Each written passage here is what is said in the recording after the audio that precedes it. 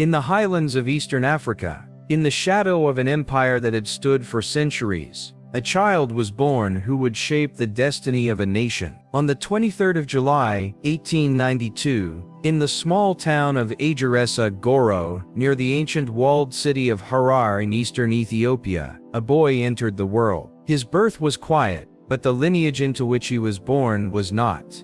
His given name was Ras Tafari Mekonnen. Ras was not a name, but a title. It simply meant child of his personal name. Tafari meant one who is respected or feared, and his surname, Mekonnen, honored his father, Ras Mekonnen, Walda Mikhail, a leading nobleman of the empire, and the governor of Harar. Thus, from the beginning, Tafari was known as the child of Mekonnen, who is greatly respected. Ras Mekonnen himself was no ordinary provincial ruler. He was a cousin and close confidant of Emperor Menelik II, the reigning monarch of Ethiopia at the time. As governor of Harar, one of the oldest and most storied cities in Africa, Ras Mekonnen was a figure of significant political and military importance. His loyalty and capabilities had earned him a place at the heart of Ethiopian power. His son, Tafari, was raised in this environment of imperial diplomacy, tradition, and emerging modernity. Tafari's mother, Wazaro Yashimebet Ali, came from the province of Wallo, located north of Harar. She was the daughter of a regional chief, which further connected Tafari to Ethiopia's aristocratic networks. Through his paternal grandmother, he could trace his lineage to the Solomonic dynasty, the ancient royal line that claimed descent from the biblical King Solomon and the Queen of Sheba. For centuries, this claim had given the Ethiopian monarchy both political legitimacy and religious reverence. Tafari, even as a child, was born into this legacy. But to understand Tafari's early life, one must first understand the world into which he was born. Ethiopia in the late 19th century. In the late 1800s, Ethiopia stood apart from much of the African continent. While most of Africa was being carved up by European colonial powers in what would become known as the Scramble for Africa, Ethiopia had managed to maintain its sovereignty. The empire had been modernizing under the direction of Emperor Menelik II, who had begun to centralize power, strengthen the military, and open diplomatic ties with powers such as Russia and France. Addis Ababa had recently been declared the capital, and Ethiopia was emerging as a formidable presence in the Horn of Africa.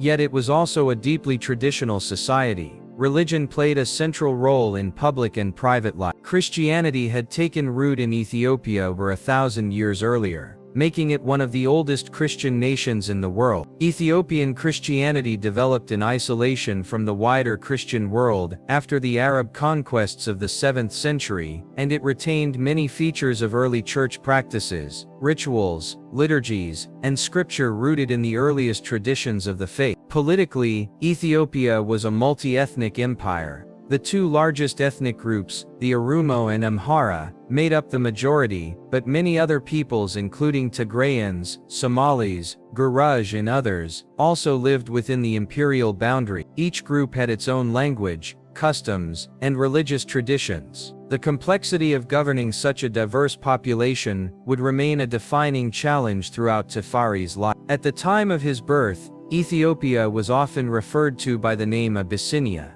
derived from the Arabic habasa, meaning mixed.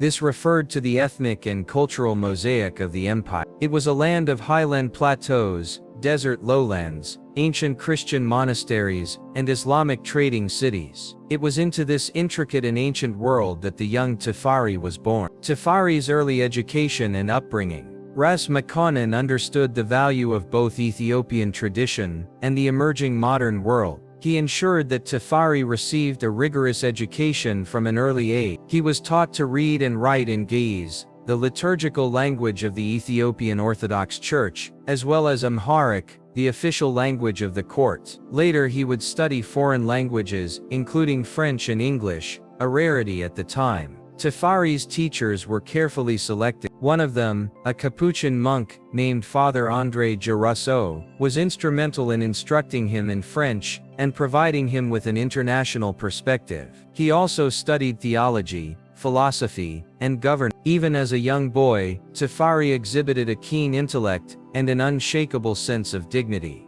Tragedy, however, struck early in his life. His mother, Yeshime Bet, died when he was still a child. This loss had a profound effect on him, but his father remained a guiding influence. Unfortunately, Ras Makonnen too passed away in 1906, when Tafari was just 14 years old. Despite this loss, Tafari's education and early experiences had already set him on a course for political significance. The rise of a young noble. In 1907, at the age of just 15, Tafari was appointed Dejazmach of Gara Malata, near Harar. The title Dejazmach meant commander of the gate, and marked him as a military and administrative leader. While largely symbolic at his young age, the appointment reflected the high regard in which he was held by the imperial court.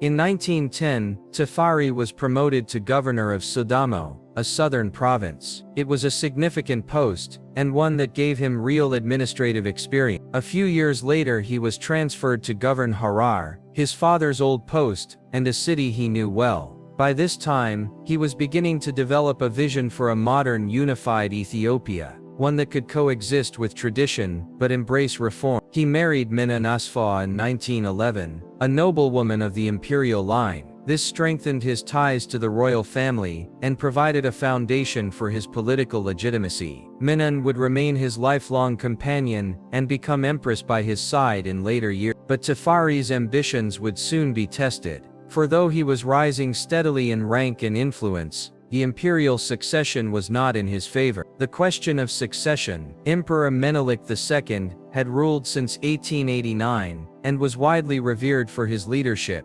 particularly after his victory over the Italians at the Battle of Adwa in 1896, a rare and symbolic moment of African resistance to European colonization. However, by the early 1910s, the emperor was in failing health, having suffered multiple strokes. Though he lived until 1913, his ability to rule had diminished sharply. His chosen heir was not Tafari, but his grandson Ludriasu, the son of his daughter Shoraga. In 1913, following Menelik's death, Iyasu assumed power unofficially, but the situation was delicate. Iyasu never received a formal coronation, and his rule was controversial from the outset. Iyasu was young, untested, and viewed with suspicion by Ethiopia's conservative court. Concerns mounted regarding his religious leanings. Rumors spread that he had converted to Islam or was at least sympathetic to it, a dangerous perception in a state where the monarchy was bound to the Orthodox Christian faith. By 1916, the imperial court and military elite had grown wary of Iyasu's rule. That autumn, the Council of Ministers, supported by the Ethiopian Orthodox Church and military officers, moved decisively. They deposed Iyasu, placing him under arrest. In his place, they installed Zuditu, the daughter of Menelik II, as empress. With Zuditu on the throne, a new regent was required. The choice fell on Tafari Makonnen. Tafari becomes regent. In 1916, Tafari was appointed Ras Tafari Makonnen, regent of the empire and heir apparent to the throne. Though still relatively young, he had proven himself an able administrator and diplomat. His progressive ideas for Ethiopia's future gained him the support of many in the court, particularly those who favored modernization. Under Empress Zuditu, who held traditionalist views and sought to maintain the status quo, Tafari began to act as the face of reform in the empire. A dual power structure emerged. Zuditu held the throne, but Tafari held influence, especially over foreign affairs, the military, and the modernizing elite. His vision for a modern Ethiopia would now begin to unfold, but resistance remained. Traditional nobles, elements of the church, and some regional leaders opposed his reforms and sought to diminish his influence. Still, Tafari held his course, careful not to over. For the moment, he governed from behind the throne, accumulating power and preparing for a time when he would rule in his own name. That moment would come, but not yet. Regent of the Empire, 1916-1930.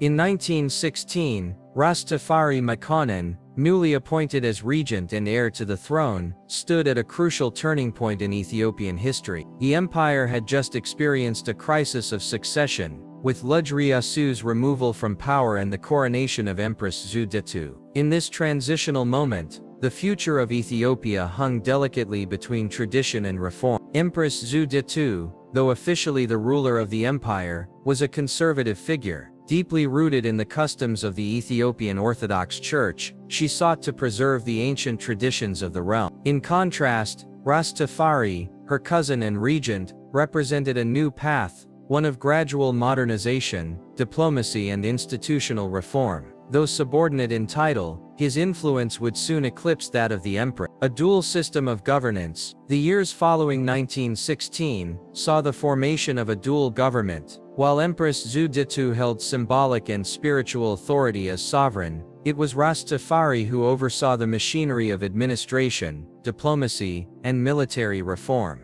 This arrangement was unprecedented. No prior Ethiopian monarch had shared authority so visibly, yet the complex structure held for over a decade. The empress remained largely within the confines of the imperial palace and courtly ritual. Meanwhile, Ras Tafari assumed a growing presence in the affairs of state. With the support of key ministers and provincial governors, he began a process of national reform. His actions would define the early years of Ethiopia's transition into the modern world. Modernizing governance. Ras Tafari's initial efforts focused on transforming Ethiopia's governmental institutions. The old feudal structures, in which power had long been distributed among noble lineages, needed to be consolidated. Drawing inspiration from modern European systems, particularly the example of Japan's Meiji Restoration, Tafari began reshaping Ethiopia's administration. He organized ministries to oversee core functions of state, finance,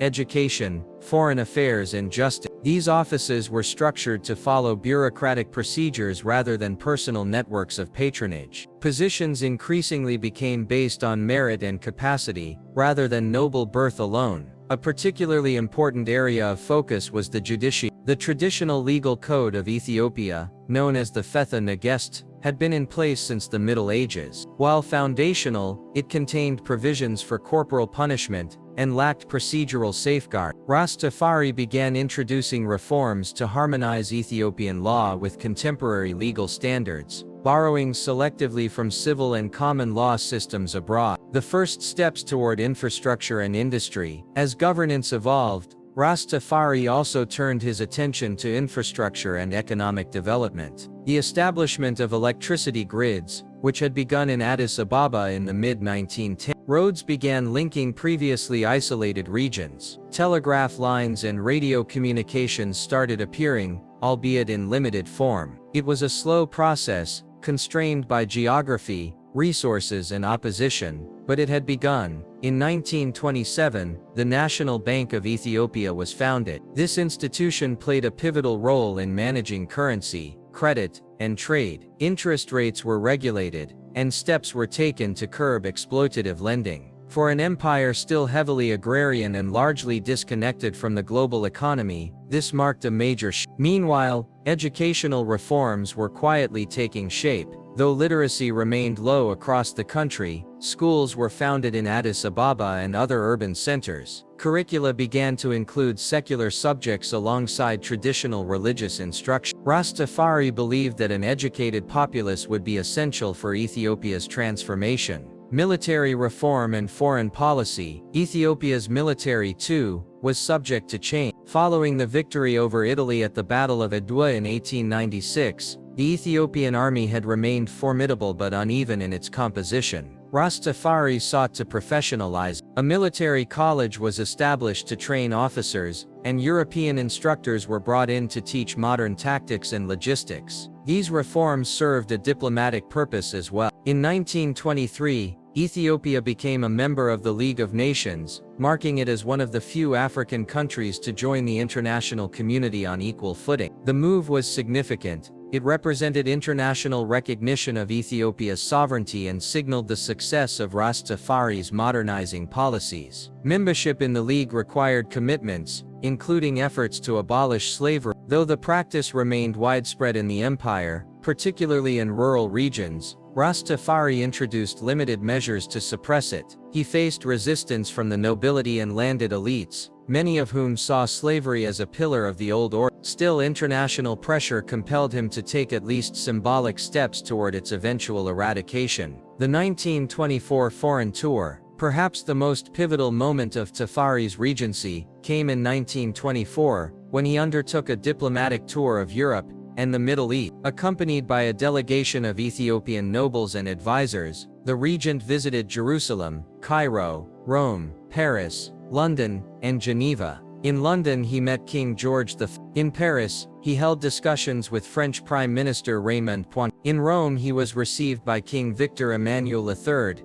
and in Geneva he attended meetings at the League of Nations. These visits had multiple objectives. They served to establish Ethiopia's presence in international diplomacy. They allowed Tafari to observe European administrative systems firsthand, and they subtly encouraged European powers to view Ethiopia as an ally and equal, rather than as a potential target for colonization. Perhaps most strategically, the tour sought to secure Ethiopian access to the Red Sea, a goal that Tafari pursued with both the British and French. While the effort was ultimately unsuccessful, it underscored the regent's awareness of Ethiopia's geographic and economic constraints. Consolidating power at home, by the late 1920s Ras Tafari's position in Ethiopia had grown unassailable. He now dominated the Council of Ministers and held the loyalty of the military and police. His authority far exceeded that of Empress Zewditu, whose influence was increasingly ceremonial. In October 1928, Tafari was officially crowned Negus, meaning king. While this title remained subordinate to emperor, it signified a major elevation in his status. Empress Zewditu retained her throne,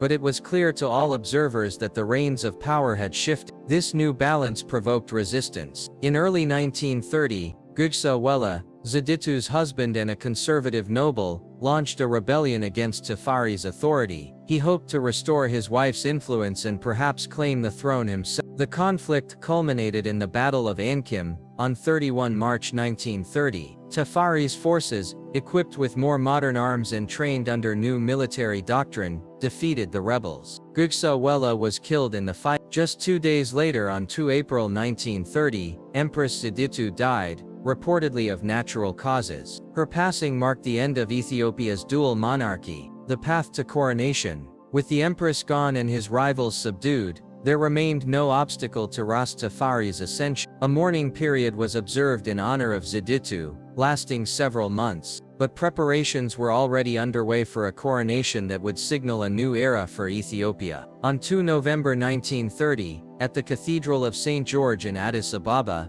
Tafari Makonnen was crowned Emperor of Ethiopia. He adopted a new name, Haile Selassie I. The title meant, Power of the Trinity. In accordance with Ethiopian tradition, he was proclaimed Negus, King of Kings, the sacred title of the Solomonic emperor. The ceremony was attended by foreign dignitaries, journalists, and emissaries from Britain, France, Italy and beyond. Haile Selassie's image appeared on the cover of Time magazine. His presence on the world stage had now been firmly established. But even as celebrations continued, clouds gathered on the horizon. The Battle for Ethiopia, 1930-1936. On the 2nd of November 1930, the man known to the world as Ras Tafari Makonnen was crowned as Emperor Haile Selassie I at the Cathedral of St. George in Addis Ababa. With the title Negissa, Negus, King of Kings, and the imperial name meaning Power of the Trinity, he was no longer the regent behind the throne. Now he sat upon it. The coronation was a grand spectacle. Foreign dignitaries from across Europe and the Middle East attended the ceremony. Delegates arrived from Britain, France, Italy and Germany. Emperor Haile Selassie was presented as a modern African monarch, one who honored his ancient lineage, but looked toward the future. His ascension marked the beginning of a new era in Ethiopian history. But even as the empire embraced modernization, a grave threat loomed beyond its northern frontier: the 1931 constitution and continued reform. In the first months of his reign, Haile Selassie moved swiftly to consolidate power and solidify his authority. In 1931 he introduced Ethiopia's first written constitution, a significant departure from centuries of customary governance. The constitution established a bicameral legislature, a chamber of deputies and a senate, modeled loosely on European systems. Though the emperor retained ultimate authority, the move was a step toward formalizing state institutions. It was also designed to present Ethiopia as a modern and legitimate member of the international community. The new constitution also signaled the gradual replacement of the Fetha Negist, Ethiopia's medieval legal code, with a judicial framework modeled on civil law systems. These efforts, while limited in reach, marked the continuation of Selassie's vision of a centralized, bureaucratic state. Economic and social reforms were also extended. The National Bank, established in 1927, gained greater regulatory power. Infrastructure projects continued, with road networks expanded, and telegraph lines extended across the empire. In Addis Ababa, schools, hospitals and military academies reflected the emperor's ambition to elevate Ethiopia's standing. But beneath the surface, many challenges remain. Feudal landholding practices, regional rivalries, and the slow eradication of slavery continued to weigh on the pace of reform. More pressingly, international developments soon overshadowed domestic progress. Mussolini's vision for empire. In neighboring Eritrea and Italian Somaliland, the fascist regime of Benito Mussolini watched Ethiopia's modernization with growing concern. To Mussolini, Ethiopia remained a symbol of unfinished business, a legacy of defeat and humiliation from the First Italo-Ethiopian War, which had ended with Italy's failure at the Battle of Adwa in 18. Italy's colonies in East Africa were divided geographically by Ethiopia. Mussolini's vision was to connect Eritrea and Somaliland into a single contiguous colony, one that would restore Italian pride and mark a renewed imperial ambition. By the early 1930s, Fascist Italy had begun preparing for war. The regime had already undertaken violent colonial campaigns in Libya, used poison gas, and established concentration camps. Now Mussolini turned his gaze southward. Ethiopia, he believed, would be the next prize. The Walwal incident and the Abyssinia crisis. Tensions between Ethiopia and Italy escalated in night. The flashpoint came at a remote oasis known as Walwal, located near the border between Italian Somaliland and Ethiopia's Ogaden region. Here Italian forces had constructed a military outpost deep inside disputed territory. When Ethiopian troops were dispatched to challenge the Italian presence in December 1934, a violent clash erupted. Dozens were killed on both sides. Though the border area was contested, the incident was used by Italy as a pretext for war. In January 1935, Haile Selassie's government brought formal charges against Italy before the League of Nations, the intergovernmental body tasked with maintaining peace in the aftermath of the First World War. What followed became known as the Abyssinia crisis. Despite Ethiopia's membership in the League, and despite the clear act of Italian aggression, the organization failed to take meaningful action. Britain and France, the dominant powers within the League, were reluctant to antagonize Mussolini. Both sought his support in the increasingly unstable European order, particularly in the face of Adolf Hitler's rise in Germany. Months of negotiations yielded no resolution. The Hoare-Laval Pact, a proposed compromise between Britain and France, would have ceded large parts of Ethiopia to Italy in exchange for peace. But when news of the plan was leaked to the press in December 1935, it provoked outrage. The plan was abandoned. Yet the damage had been done. The League of Nations had revealed its inability, or unwillingness, to defend the sovereignty of its members. The Second Italo-Ethiopian War begins. On 3 October 1935, without a formal declaration of war, Italian forces under General Emilio de Bono crossed into Ethiopia from Eritrea. It was the beginning of the Second Italo-Ethiopian War. Italy's military strength far exceeded that of Ethiopia. Tens of thousands of Italian troops, supported by artillery, tanks, and a modern air force, moved south into Tigray province. In contrast, Ethiopia's military was still largely organized around infantry formations, with limited access to modern equipment. Its air force consisted of only a handful of aircraft. Despite these disadvantages, Ethiopian forces resisted with determination. Volunteers from across the empire gathered to defend the homeland. Selassie himself traveled to the front lines to oversee military operations. Initial Ethiopian resistance held ground in the highlands. Battles at Tembianamba, Aradam and Shire in early 1936 became focal points of the campaign. But the balance of power was shifting. Italian reinforcements, modern weaponry, and chemical warfare soon changed the course of the war. In a violation of international law, Italian forces employed poison gas against Ethiopian soldiers and civilians alike. Villages were bombed, water supplies contaminated, and crops destroyed. The brutality of the campaign drew international condemnation, but no effective interim followed. The fall of the North and the march to Addis Ababa. In March 1936, Selassie made one final attempt to stem the Italian advance at the Battle of Mechu. It was a last stand in northern Ethiopia. The Ethiopian forces fought bravely, but they were outmatched. The Italian army, now under General Pietro Badoglio, began a march of the Iron Will toward the capital. The route from the sea to Addis Ababa was cleared rapidly by a mechanized Italian column. Over 12,000 soldiers supported by more than 1,700 vehicles advanced through the highland. The symbolism was unmistakable. Italy sought not only military conquest, but also political humiliation.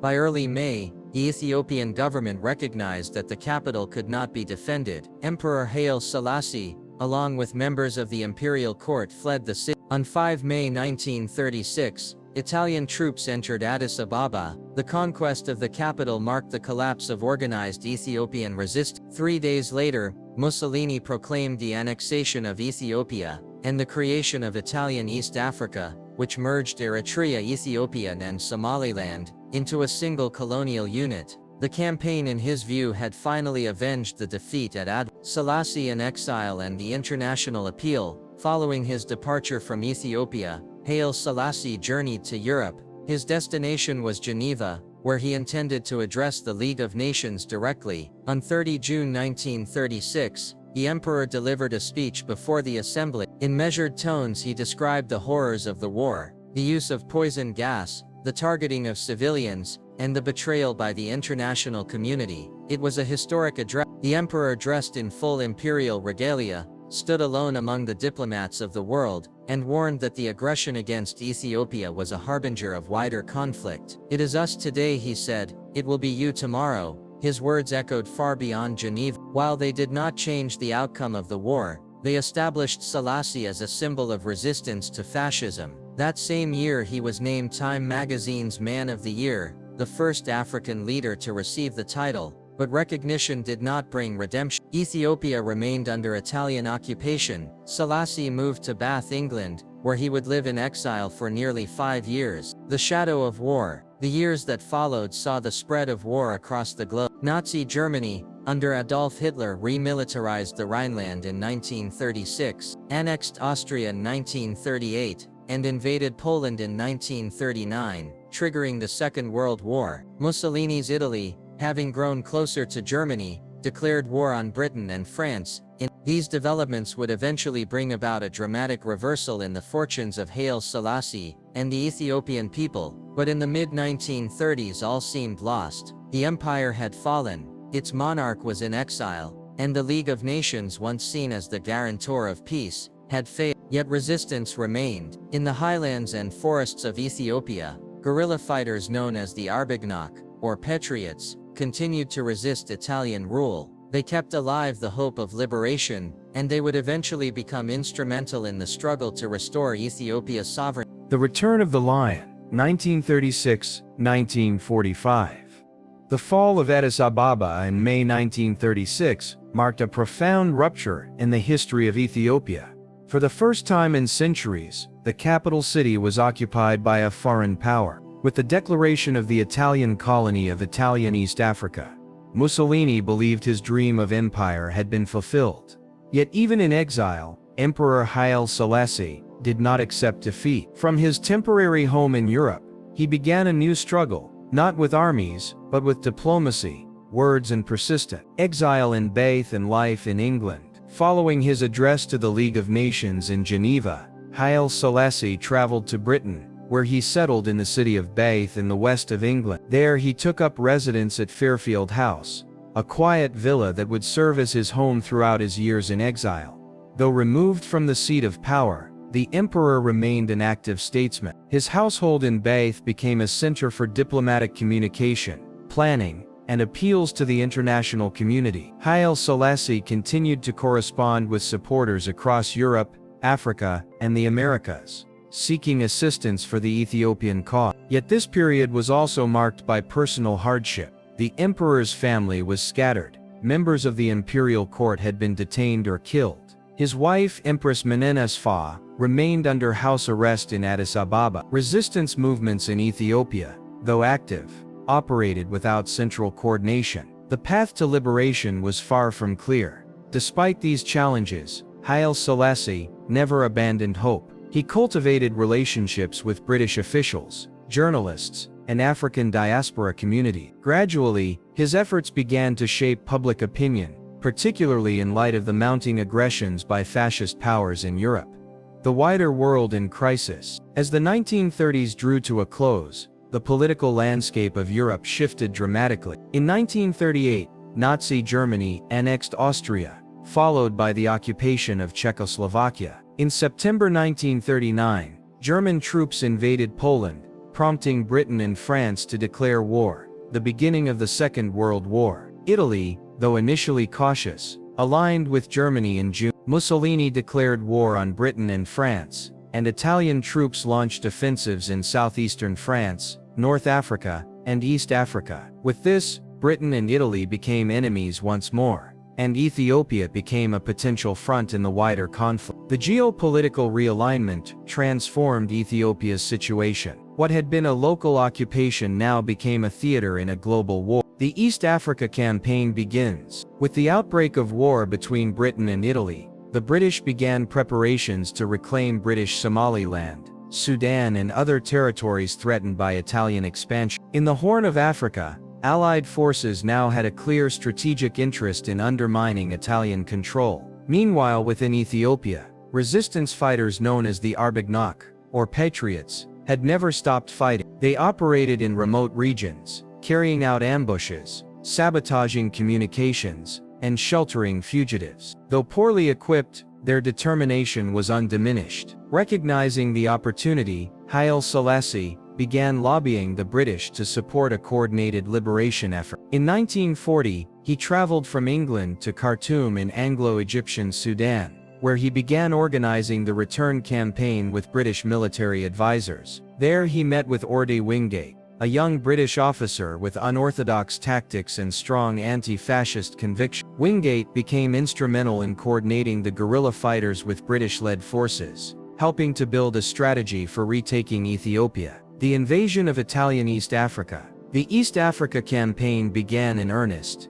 In early, British and Commonwealth troops, including forces from India, South Africa, and Sudan, launched coordinated attacks from Kenya and Sudan, pushing north toward Eritrea and east toward Addis Ababa. Haile Selassie crossed the Ethiopian border from Sudan in January 1941. At the head of a mixed force of Ethiopian patriots and British units. His return was quiet but symbolic, a monarch returning not in grand procession, but on horseback, through mountain passes and river valleys. As Allied forces advanced, they encountered fierce resistance in some areas, but steadily pushed the Italians back. By April, most of Eritrea had been captured. The port city of Massawa, vital for supply lines, fell to Allied troops. The Italian position in East Africa began to unravel. The emperor continued his journey toward the capital, receiving reports of victories at Keren Gundar and Debre Marcus. The resistance fighters joined with the advancing forces,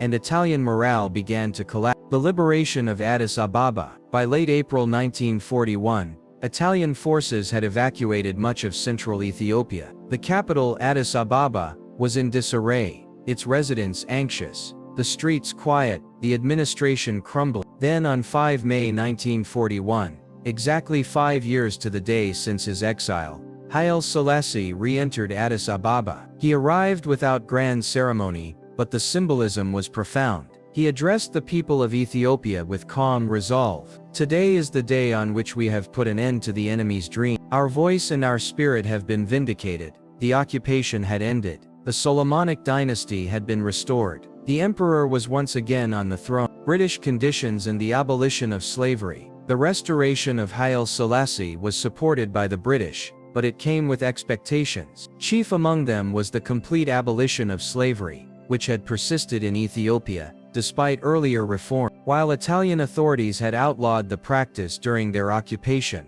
it remained embedded in some rural and noble households. The British insisted that its eradication be a condition of continued support. In 1942, Haile Selassie issued a formal proclamation abolishing slavery in Ethiopia. This included legal bans, the establishment of enforcement mechanisms, and public campaigns to discourage the practice. Though enforcement remained uneven in remote areas, the decree marked a turning point in Ethiopian society. The emperor also issued amnesties for those who had collaborated with Italian forces, provided they swore loyalty to the restored government. He recognized that rebuilding a fractured society would require reconciliation as well as justice. Post-war diplomacy and the United Nations. Following the liberation, Ethiopia resumed its place on the world stage. Haile Selassie led diplomatic efforts to ensure that Ethiopia would never again stand isolated in the face of aggression. In 1945, as World War II came to an end, Selassie participated in the founding conferences of the United Nations. Ethiopia became a charter member of the organization in 1948, affirming its sovereignty and international standing. The emperor also advocated for the return of disputed territory, in particular the Ogaden region, which had long been contested by Ethiopia, Britain and Italy, was formally granted to Ethiopia. This reassertion of territorial integrity further solidified his restored authority. The return of order. The war had devastated Ethiopia. Infrastructure was damaged. Schools and institutions were in disrepair. The economy, already fragile before the occupation, faced severe strain. But Haile Selassie resumed his modernizing agenda with renewed urgency. He restored ministries, revived schools and prioritized the training of civil servants. The military, which had played a key role in the liberation, was further professionalized. Foreign advisors, including Britons, Indians, and Americans, helped train Ethiopian officers and rebuild logistics. In recognition of his role in the war, Haile Selassie was received with honor in many foreign capitals. He traveled to Britain, where he met Winston Churchill, and to the United States, where he discussed aid and development. His presence signaled that Ethiopia had not only survived, but returned. The shadow of resistance and lingering challenges. Though the emperor had reclaimed his throne, not all parts of Ethiopia embraced his rule without reservation. Ethnic tensions, regional grievances, and post-war instability continued to challenge the imperial government. In the north, Eritrea, which had been placed under British military administration, remained a contentious issue. Though it was eventually federated with Ethiopia, tensions would simmer for decades. And in the highlands and borderlands, many communities who had suffered during both the Italian occupation and the liberation campaign began to call for greater autonomy and reform. Haile Selassie, while triumphant, would soon find that the post-war era brought new and complex challenges. The Age of Empire, 1945-1960. In May 1941,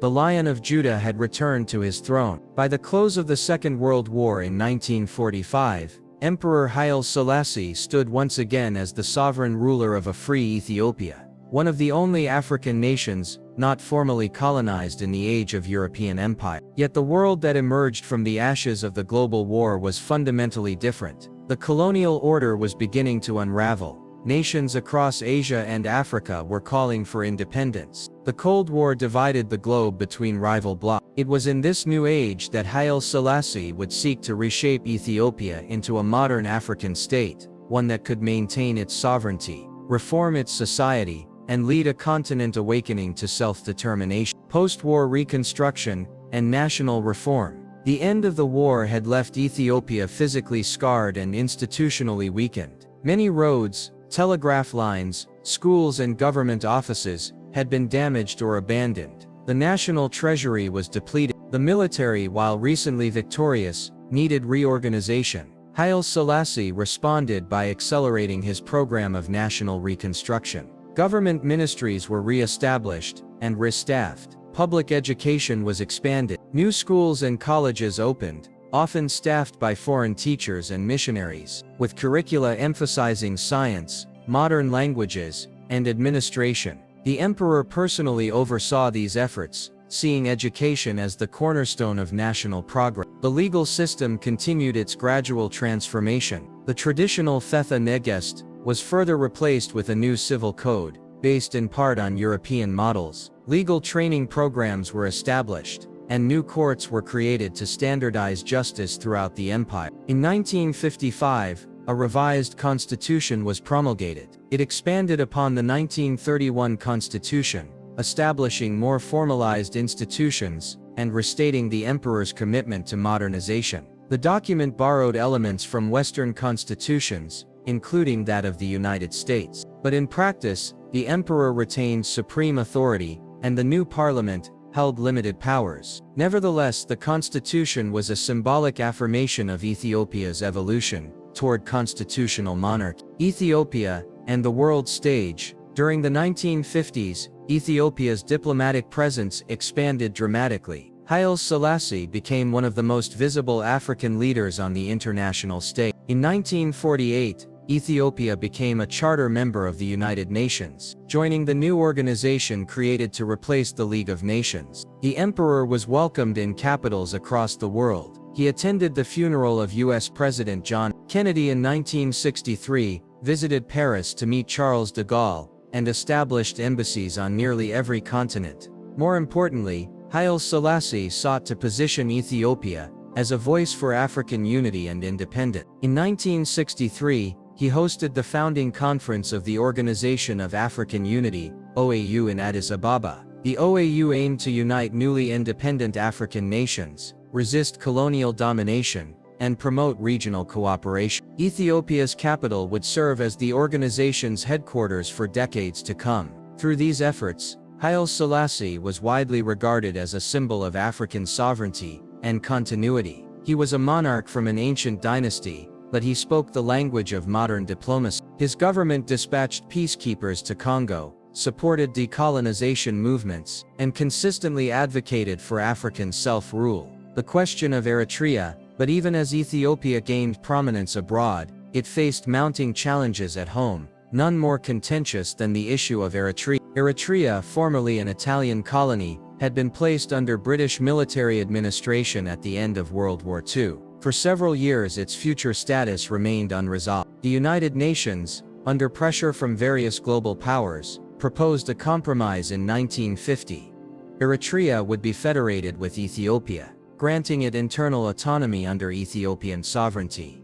Haile Selassie accepted this arrangement, but he did not view it as permanent. In 1952, Eritrea officially became part of Ethiopia in a federal union. It retained its own parliament, flag, and limited self-governance. Yet over the next decade, Selassie steadily eroded these rights. Eritrea's institutions were dissolved, its language suppressed in administration and education, and its regional identity curtailed. In 1962, the emperor formally annexed Eritrea as a province, dissolving the federation entirely. This move triggered profound resentment among many Eritreans. In response, the Eritrean Liberation Front, ELF, launched an armed struggle for independence. Though small at first, the movement would grow into a decades-long war, marking the beginning of one of the longest and bloodiest conflicts in post-colonial Africa. Ethnic federalism and internal divisions. Ethiopia was a mosaic of more than 80 ethnic groups, each with its own language, customs, and historical legacy. Throughout his reign,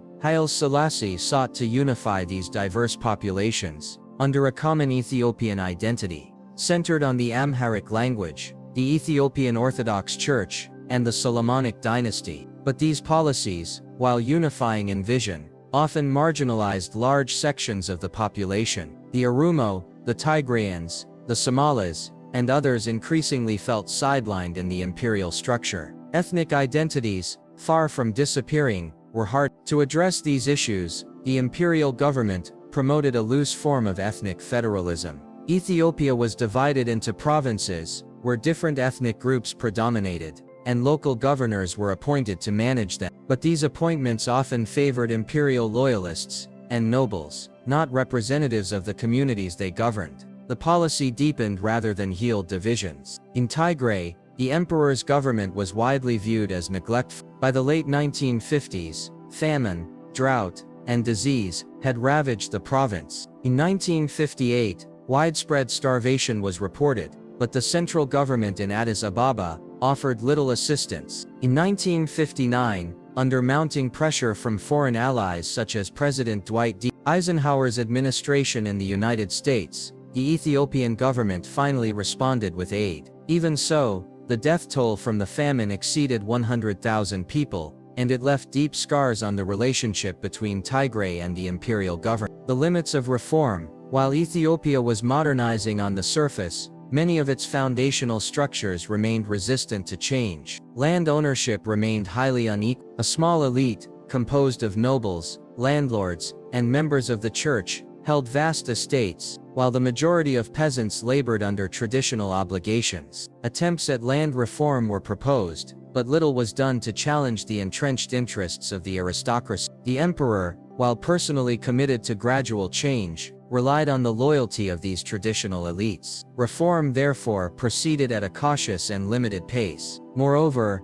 though education expanded, literacy rates remained low outside of urban centers. Infrastructure projects, while ambitious, were concentrated in a few regions. Many rural areas remained isolated and impoverished. The political system, despite the revised constitution, remained autocratic. Elections were limited, dissent was restricted, and the press operated under censorship. While Ethiopia was admired internationally for its independence and symbolic leadership, it was, in practice, an absolute monarchy with limited public participation in governance. The rise of discontent. By the end of the 1950s, the seeds of discontent were beginning to sprout. A new generation of students, workers and officers, many educated abroad or in newly built domestic universities, began to question the legitimacy of the imperial system. They saw in Ethiopia a land of contradiction, modern embassies, but feudal land ownership, international prestige but internal poverty, noble titles alongside famine and displacement. In urban centers such as Addis Ababa and Asmara, quiet murmurings of dissent began to take shape. At the same time,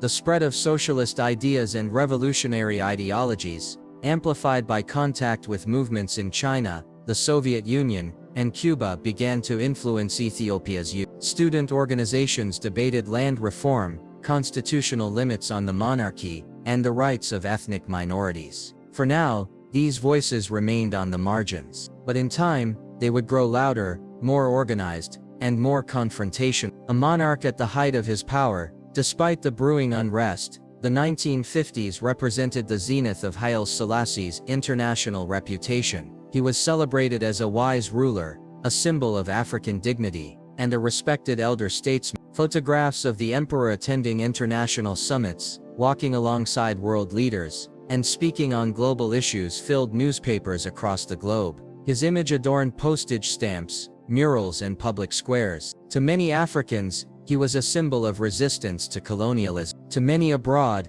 he was the face of African statehood. And yet, within his own empire, the structures that upheld his reign were beginning to crack. The Lion in Winter, 1960-1975. By the dawn of the 1960s, Emperor Haile Selassie stood at the summit of global prestige. He had ruled for decades, survived foreign conquest, reclaimed his empire, and led Ethiopia through a time of dramatic transition. But beneath the polished exterior of his imperial court, the country was beginning to shift. As the modern age crept forward, Ethiopia's deeply rooted inequalities and mounting internal pressures began to surface. Over the next 15 years, the emperor would face intensifying unrest, rebellion, and ultimately a revolution that would sweep away an empire that had endured for centuries. The 1960 coup attempt. In December 1960, while Haile Selassie was on a state visit to Brazil, a sudden and unexpected coup attempt erupted in Addis Ababa. Led by elements of the imperial bodyguard,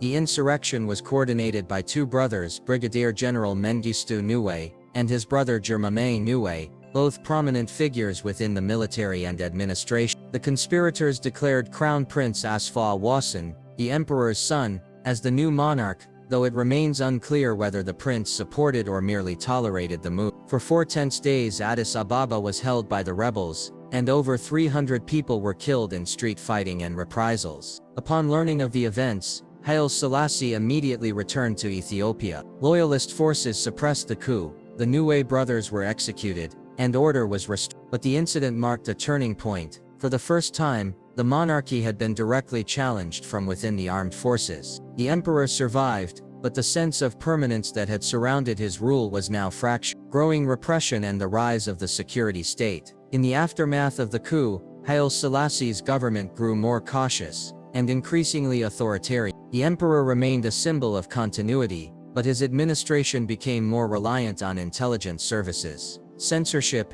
and the suppression of dissent. Student movements, labor unions, and journalists who criticized imperial policy faced harassment, imprisonment, or exile. Demonstrations were often met with force, the press remained tightly controlled, and opposition parties were barred from participation. The emperor, once seen as a reformer, now presided over a regime that was increasingly seen, both at home and abroad, as repressive. Meanwhile, the war in Eritrea intensified, since 1962, when the federation was dissolved and Eritrea annexed. Insurgents had waged a growing guerrilla campaign. By the mid-1960s, the Eritrean Liberation Front, LF, had expanded its operation. The Ethiopian military responded with harsh counterinsurgency measures, often targeting civilians and entire villages suspected of aiding the rebels. By 1967, reports of atrocities began to circulate. In Hazemo, over 170 people were killed by government forces. In Ona,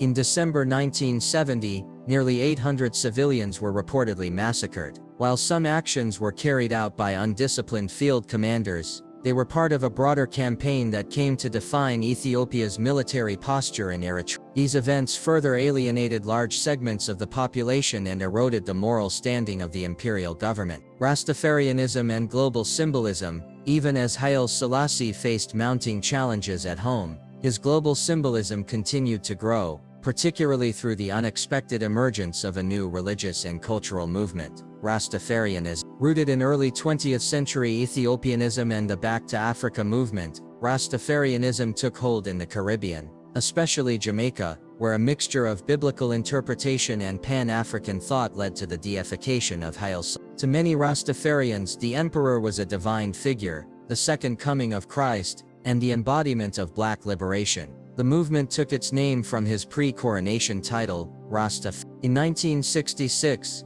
Haile Selassie visited Jamaica, where he was received by tens of thousands of followers, many of whom considered the moment a sacred event. The emperor, however, never publicly embraced the title of Messiah. He tolerated the movement, but distanced himself from its theological claim. While Rastafarianism elevated his global image, particularly among African diaspora communities, it remained largely disconnected from the political realities in Ethiopia itself. The Ethiopian famine and the Wollo crisis. In 1972, disaster struck the northern province of Wollo, near the Tigray border. A severe famine brought on by prolonged drought and compounded by poor government planning, inadequate food distribution, and weak infrastructure, claimed tens of thousands of lives. It was not the first famine in Ethiopia's modern history, but this time, news of the crisis was broadcast to the world. Journalists, humanitarian workers, and missionaries relayed reports and photographs of starvation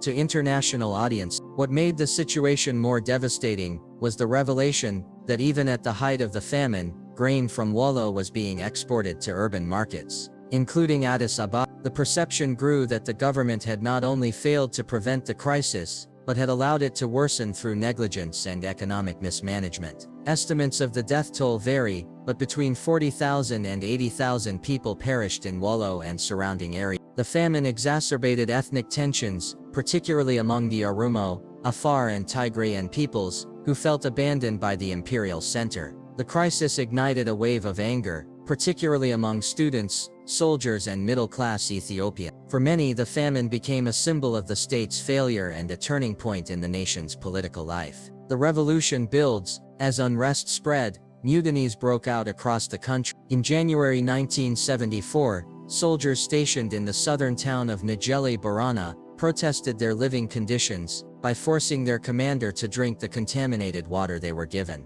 The gesture became emblematic of growing discontent within the military. In February and March, strikes and protests erupted in Addis Ababa. Students, teachers, and workers demanded accountability, reform, and justice. Muslims called for greater religious rights. The press, though heavily monitored, was filled with veiled critiques of the emperor's rule. Amid this growing turmoil, the emperor made concessions. He promised constitutional reform, wage increases, and greater transparency. But these gestures came too late. The public mood had turned. In June 1974, a group of military officers established a secretive body known as the Derg, short for the Provisional Military Administrative Council. Though officially low-ranking officers, they quickly seized control of military posts, government ministries and the police. The Derg began arresting nobles, ministers and high officials. A new regime was forming behind the scenes. The fall of the empire, on 12 September 1974, after nearly 60 years of service to the Ethiopian state, as governor, regent and emperor, Haile Selassie was deposed by the Derg. The empire, which had endured for centuries, was no more. The emperor was placed under house arrest, held in a modest chamber in the palace where he had once reigned. His son, Crown Prince Asfa Wasson, was declared emperor by the Derg, though he rejected the title and remained in exile. In March 1975, the monarchy was officially abolished. Ethiopia was declared a republic, ruled by the military junta. Later that year, on 27 August 1975, Ethiopian state radio announced that Haile Selassie had died, reportedly of respiratory failure at the age of. But evidence later emerged that he had been strangled to death by Derg soldiers. His remains were buried beneath the floor of the Imperial Palace. They would not be moved until 1992, when the monarchy's legacy was quietly restored by the Ethiopian Orthodox Church. He was then reburied at the Holy Trinity Cathedral in Addis Ababa, near the tomb of Emperor Menelik II.